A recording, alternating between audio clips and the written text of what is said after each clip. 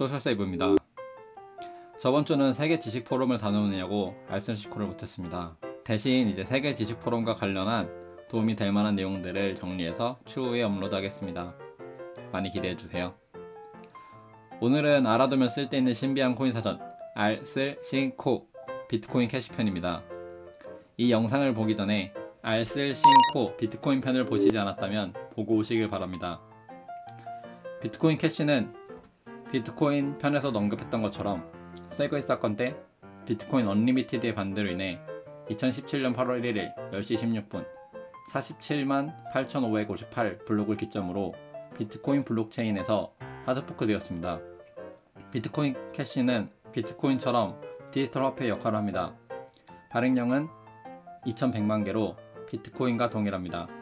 합의 알고리즘은 POW, Proof of Work, 작업 증명 방식입니다. 시가총액은 비트코인, 이더리움, 리플 다음으로 4위입니다. 코인 인싸가 되기 알아보는 비트코인 캐시의 개념들을 살펴보면 BTC.com, 엔트풀이 있습니다. 둘 다 비트코인의 엄청난 해시파워를 가지고 있는 곳으로 BTC.com 홈페이지를 들어가 보면 비트코인 캐시와 연관된 것을 볼 수 있습니다. 엔트풀은 뒤에서 이야기할 오지안의 비트메인과 관련된 것으로 이것도 비트코인 캐시와 연관된 것입니다. 3위 비아 BTC도 비트코인 캐시 지지자죠. 비트코인 캐시 지지자로는 오지안, 로저버, 존 메가피, 게빈 안데르센, 크레이그 라이트가 있습니다. 이 중 로저버가 비트코인닷컴의 CEO고 오지안은 채굴기를 만드는 1위 회사인 비트메인의 CEO입니다.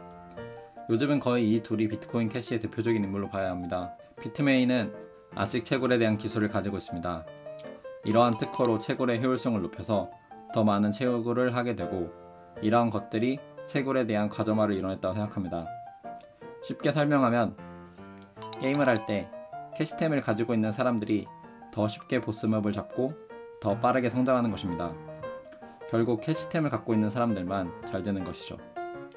그러면은 캐시템을 살 수 없는 일반 유저들은 점점 게임을 포기하게 되고 그 게임 세상 자체가 몇몇에 의해서만 돌아가게 되는 것입니다. 그리고 비트코인 캐시는 세그윗을 반대하고 블록의 크기를 높였습니다. 이러한 부분들은 채굴자에게 세그윗보다 더 많은 이익을 가져다 줍니다. 블록 크기가 클수록 이것을 유지하기 위해 더 좋은 장비를 가져야 합니다. 그러면 그러한 장비가 있는 사람끼리 보상을 나눠 먹게 되기 쉬워지는 것이죠.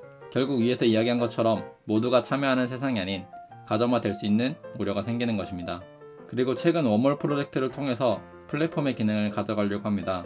한 개의 비트코인 캐시를 소각하여 100개의 웜홀 캐시로 바꾸는 방식을 이용합니다. Proof of Fund, 이제 소각 방식, 소각 합의 이런 식으로 이제 쓰는데, 웜홀 프로젝트는 옴니 레이어를 이용해서 비트코인 프로토콜 위에 옴니 프로토콜을 사용하여 토큰을 발행할 수 있도록 하는 것이고, 옴니 프로토콜의 단점을 OP 리턴을 이용하여 해결한다는 것입니다.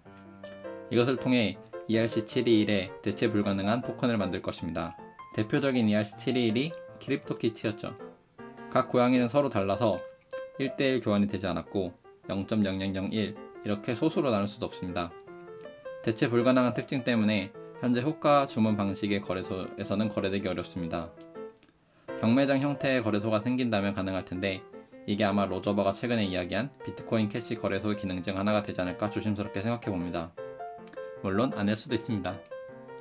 그리고 이제 0.0001 이렇게 나누지 않으니까 이게 어떻게 보면 약간 주식 거래처럼 이제 만들 수도 있는 약간 그런 요소도 가능하겠죠. 비트코인 캐시와 관련한 주요 사건. 첫 번째로 이제 최초의 비트코인 캐시 상장을 한 비트스탬프, 그리고 이제 상장을 안 한다고 이야기했다가 투자자들의 반발로 상장된 코인베이스 등 초기 상장에는 이런저런 이슈들이 있었습니다. 여기서 비트맥스는 상장 안 할 것이라고 확정지어서 이야기도 했죠. 그리고 작년 이제 코인판에 있던 분들의 믿음 중 하나였던 드래곤 슬레이어, 오지안이 자신이 채굴했던 비트코인들을 판매하고 비트코인 캐시를 사서 비트코인을 역전할 것이라고 믿었던 순간이었죠. 이로 인해 비트코인 캐시의 가격이 꽤 오르기도 했습니다. 하지만 비트코인을 역전하지 못했죠.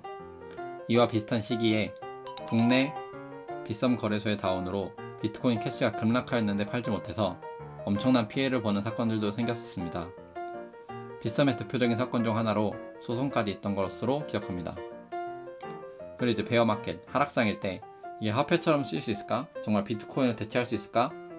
이제 의문이 생길 때쯤 약간 그런 걱정을 좀 해결해 줄 수 있는 이제 오프라인 결제 선두주자인 비트페이에서 비트코인 캐시를 지원한 부분도 약간 상승 효과를 만들었던 기억이 있습니다. 그리고 최근 비트메인의 IPO로 비트코인 캐시가 엄청난 상승을 보여주기도 했죠.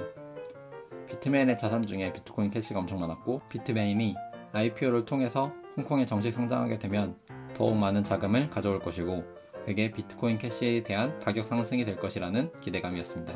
아까 비트코인 캐시 지지자라고 이야기했던 크레이그 라이트는 비트코인 캐시와 이별을 하는 준비를 하는 것 같습니다. 바로 이제 비트코인 SEV를 만들죠. 크레이그가 수석 과학자로 있는 엔체인 주도로 11월 비트코인 캐시에서 하드포크 됩니다. 이제 비트코인 캐시를 가지고 있으면 비트코인 SV를 에어드랍 해주기 때문에 그때 비트코인 캐시의 가격 변동성이 있을 수 있습니다. 이후에는 드래곤 슬레이어 사건처럼 엔체인이 비트코인 캐시를 팔고 비트코인 SV를 사는 전략을 취할 수도 있죠.